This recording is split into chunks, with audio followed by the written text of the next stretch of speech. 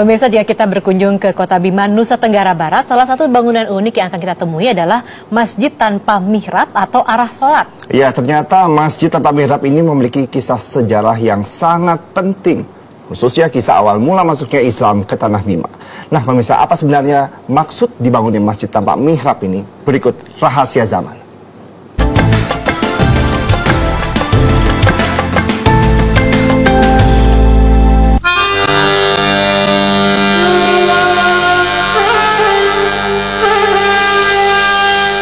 Bima, sebuah kota yang dianugerahi keindahan alam oleh Sang Pencipta. Bentang alamnya mempesona. Tak hanya itu, bentuk setiap bangunan di wilayah yang memiliki nama lain Danam Bojo ini pun menyimpan sebuah rahasia yang menanti untuk diungkapkan. Arsitektur bangunan yang ada di Kota Bima sedikit banyaknya dipengaruhi oleh perjalanan panjang sejarah yang telah dilaluinya. Bila Anda perhatikan, ketika Anda sedang berjalan-jalan di kota ini, banyak gedung-gedung yang dibangun berdasarkan bentuk segi delapan. Namun benarkah bentuk ini memiliki arti dan menjadi sebuah tanda masuk serta berkembangnya Islam di kota ini?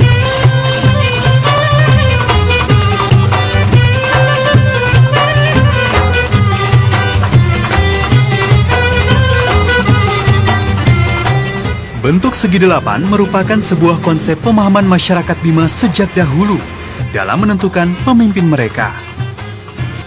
Bentuk ini dikenal dengan nama Guswaru. Guswaru itu kan 8 sendi kepemimpinan di Tanah Bima ini.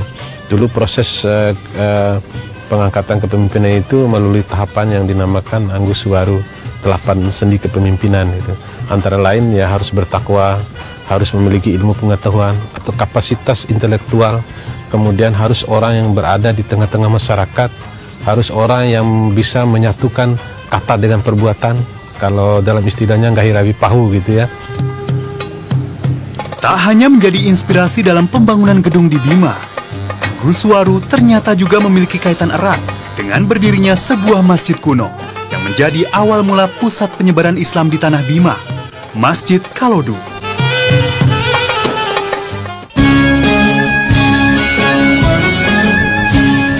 Pembangunan Masjid Kalodu berawal dari pelarian putra mahkota yang bernama Lakai untuk menghindari niat jahat sang paman Salisi yang ingin mengambil alih kekuasaannya. Lakai yang berencana mengambil alih tahta warisan ayahnya mencari bantuan dari para mubalik Sulawesi Selatan yang baru datang di wilayah Sape untuk menyebarkan agama Islam di Bima. Para mubalik pun menyetujui untuk membantu Lakai, namun dengan sebuah syarat. Lakai harus memeluk agama Islam dan membantu menyebarkannya di Tanah Bima. Tanpa diduga, sang putra mahkota ini dengan senang hati memeluk agama Allah ini. Tepatnya sejak 15 Robiul Awal 1030 Hijriah atau 7 Februari 1621 Masehi, sang putra mahkota pun memeluk agama Islam. Bersama para pengikutnya, Lakai kemudian kembali ke daerah Kalodu untuk bersembunyi, menanti bantuan sekaligus melakukan syiar agama Islam.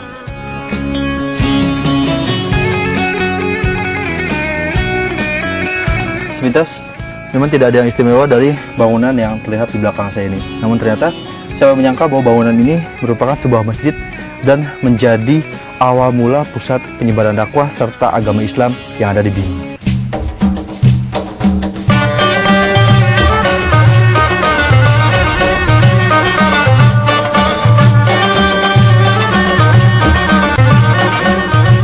Masjid Kalodu ini dibangun dengan bentuk segi 4 sama sisi. Hal ini merupakan simbol dari 4 orang putra dan keluarga kerajaan yang pertama kali memeluk agama Islam. Konsep Guswaru yang dipadukan dengan ajaran Islam pun mereka terapkan di dalam bangunan masjid ini. Hal itu terlihat dari letak dan bentuk tiang-tiang di tengah masjid yang membentuk segi 8. Selain bentuknya yang dibangun berdasarkan perpaduan adat dan agama, satu lagi yang membuat masjid ini semakin unik adalah tidak adanya mihrab atau arah kiblat yang biasa ditemui pada sebuah masjid. Ya, itu semua bentuk kamuflase sebenarnya, karena kalau ada mihrabnya kan kelihatan gitu. melainkan mereka membangun dengan pola bangunan yang kalau dalam bahasa Bima itu kan Gusuwaru. Ada 8 orang pendirinya kan, 4 serangkai teman-temannya Lakai itu atau Abdul Kahir dengan 4 mubalik yang dari Makassar itu. Karena tidak adanya mihrab, maka ibadah sholat dilakukan dengan panduan arah terbenamnya matahari. Masuknya waktu sholat juga mereka tentukan berdasarkan bayangan dari sebuah tongkat yang diletakkan berdiri tegak menghadap matahari.